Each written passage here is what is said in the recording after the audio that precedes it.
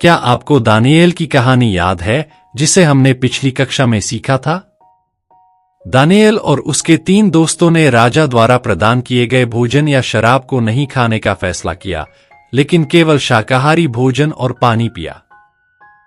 परमेश्वर ने न केवल दानिएल और उसके 3 मित्रों के चेहरे को उज्जवल किया जिन्होंने उनके विश्वास को बनाए रखा, बल्कि उन्हें ज्ञान और बुद्धि भी दी। बाद में दानिएल बेबीलोन के शाही महल में बेबीलोन का एक अधिकारी बन गया, यहां तक कि राजा के सपनों की भी व्याख्या करने लगा, जिनकी व्याख्या कोई नहीं कर सकता था। आज हम इसके पीछे की कहानी देखेंगे। दानिएल और उसके दोस्तों को, जिन्हें बंदी बनाकर बेबीलोन में रहने दिया गया था, न सिर्फ खाने पीने की समस्या का सामना करना पड़ा, बल्कि विश्वास की तरह तरह की चुनौतियों का भी सामना करना पड़ा।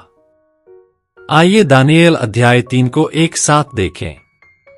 बेबीलोन के राजा नबूकदनेस्सर ने ड्यूरा नामक एक बड़े स्थान पर एक देवता की ऊंची सुनहरी मूर्ति बनवाई। यह एक बहुत बड़ी मूर्ति थी जो 20 मीटर से अधिक लंबी थी।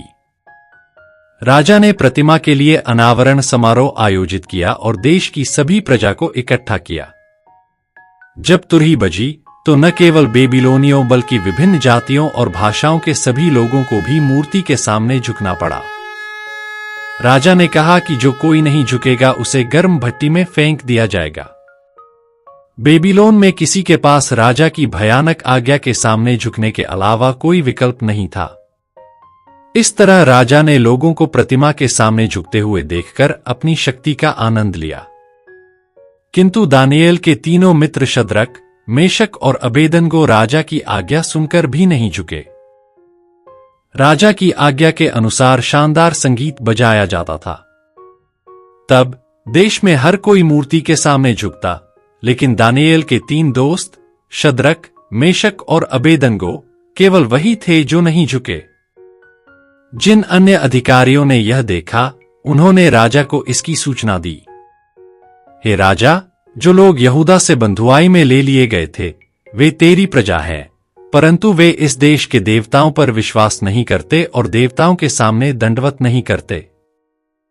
पूर्ण शक्ति पर गर्व करने वाला राजा बहुत क्रोधित हुआ। उसने दानिएल के उन मित्रों को बुलाया जो तुरंत नहीं झुके। राजा ने शद्रक, मेशक और अबेदनगो से कहा, मैं तुम्हें एक और मौका दूंगा। अगर तुम अभी झुकते हो तो मैं तुम सभी को माफ कर दूंगा। लेकिन उन्होंने इस तरह जवाब दिया। उन्होंने कहा, हम इस मामले में राजा को कोई जवाब देना जरूरी नहीं समझते। हमें झुकने की कोई जरूरत नहीं है।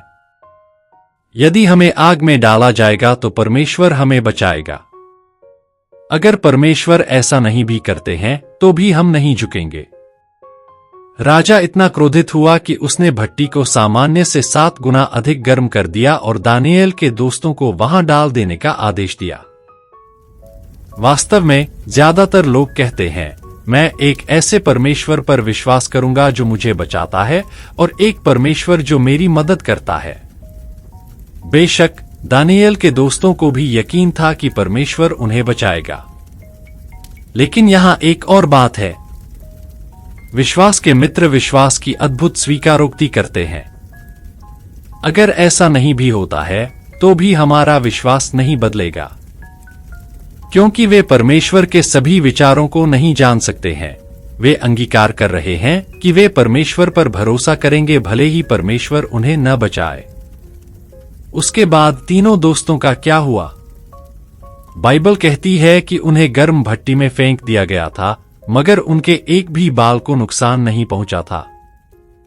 बेबीलोन के राजा ने यह देखा और परमेश्वर की स्तुति की, और उसने किसी को भी इस्राएल के परमेश्वर के विरुद्ध बोलने की अनुमति नहीं दी।